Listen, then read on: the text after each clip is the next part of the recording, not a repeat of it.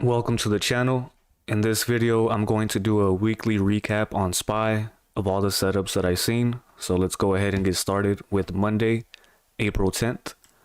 So this is my pre-market low level and this is my pre-market high level right here. So what I did for this day, I took an EMA crossover setup. This is not a setup that I usually trade. I usually focus on levels, but for this one, I went ahead and took this trade. So what I like to see here for this setup is for there to be a crossover of my EMAs. I personally use the 5 and 15. You can use a different set of EMAs if you like. So I like for it to hit the pre-market low and then create a EMA crossover here. You see that? The 5, the blue line, crossed over the 15 EMA, which is the yellow line here. Once I get that crossover, usually that signifies that the trade and that SPY is going to move all the way up to pre-market high. Usually, nothing's 100%, so you have to use risk management. That doesn't mean to take an entry here. I waited for a pullback on this, took an entry. You make up your own stop loss, right? And the target is pre-market high, which this one did hit towards the very end of the day. I ended up taking profits relatively early on this since it's not the strategy that I use most of the time. There's also another setup here using levels. You see the high of the day right here around 407.82. That was a strong level that caused a big move to the downside. So you could have taken an entry right here and then have the target at pre-market high. So that's it for Monday. Let's go ahead and move on to the next day. So pre-market high is right here and the pre-market low is at this level. And as you see, we had no clean breakout of either direction. So instead, what I noticed here is, again, we had the similar setup from Monday where you have pre-market low, SPY comes down and finds support there and does the EMA crossover. So this is your confirmation of a crossover. Then you can wait for a pullback for an entry, and then target would be pre-market high. I didn't take this one because it wasn't as clean as Monday. You see it closed a little bit below, so it made me a little hesitant on that, but it still ended up working out.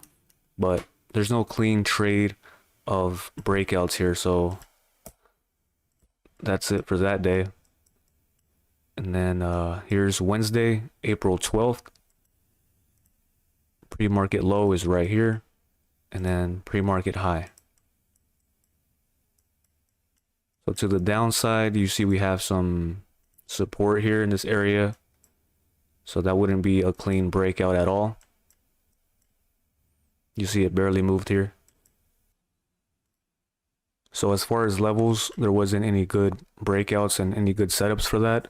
But what I did see was this trend line breakout. Let's go ahead and make that white. Okay. You see it hit here in pre-market high, and then during the day it hit right here, and then the breakout happened and coincided with the 200 EMA, which is the dark blue line here. So I took an entry around here when it broke out and confirmed that it was above the 200 EMA. Usually I would like to have a target of pre-market high for this, but this was overly extended and I did not really trust this huge move to the upside right here, so I was a bit more cautious and conservative with this target, and I had this set of resistance right here as my target. As you see, if you took an entry here like I did, you would have profited on this trade. And as soon as it hit this level of resistance, it fell. Okay, so that's the only setup there for Wednesday that I seen. All right, now moving on to April 13th, which is Thursday. Set the level at the pre-market high, pre-market low. And as you see, if we break out of the pre-market high, the next level that we have here is around this area right here, this area of resistance. It hit there multiple times, and then from there, that's where it fell. And that's the trade that I took right there. This was my confirmation, waited for a slight pullback, got my entry, and just waited for it to hit the target.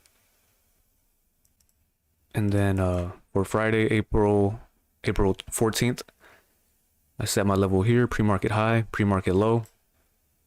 So let's go ahead and look for a target above 414. So I scrolled back all the way to February 7th to find the first price action that is above the breakout line here. And you see there's some price action here. It hit this area and then fell. So that means we have a relatively tight target here, and there's no room to really take an entry here.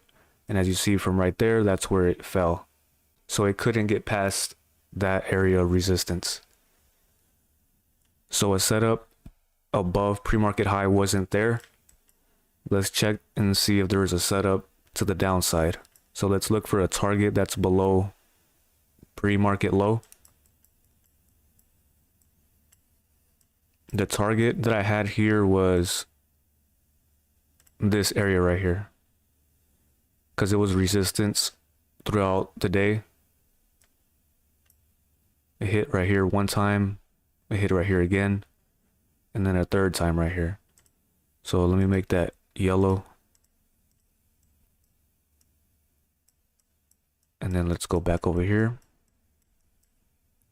Now you see that it broke beyond the pre-market low, and it went to that level, that target that we have here, but it was very choppy, and I had to do a lot of readjustments because I like to take trades on breakouts. I like for it to have a clean breakout, and this was not showing that.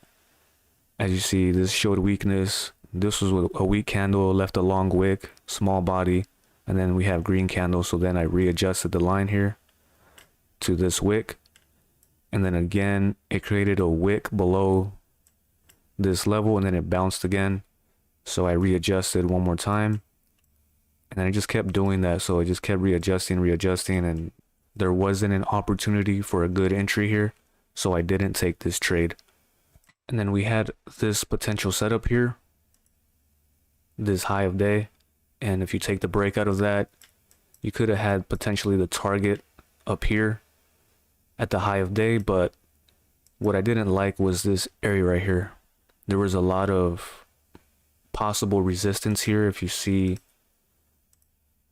this bunch of candles and then this right here, it just shows a lot of potential for it to reverse there, which it did. This area is just way too concerning. There's too much back and forth price action. And as you see, it hit that area and then it fell before making its move to the upside. So there was no good setup that day. So that's the breakdown for SPY from April 10th to April 14th. There were some good setups, and on some other days there wasn't any setups that I liked. So I just wanted to do a quick review on that. Hopefully it was helpful, and I'll see you guys in the next video.